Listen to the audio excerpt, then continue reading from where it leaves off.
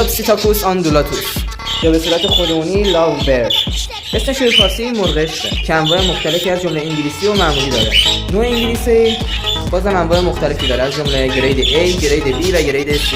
میخوای مرغ عشق سالمی داشته باشی باید اون سالم هم بخری، چون موقع خریدش باید از سالم بودنش مطمئن بشی.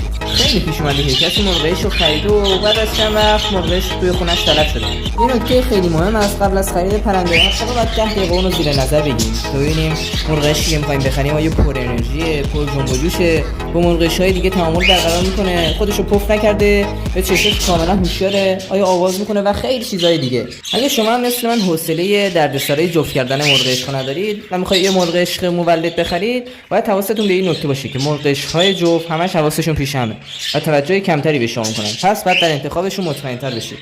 من تو کانالم کلی از این مطالب میذارم. یه سر پیج من بزن، کانال رو ساب کن و لایک قرمز رو بکوب روش. پس تا ویدیو لیتس گو.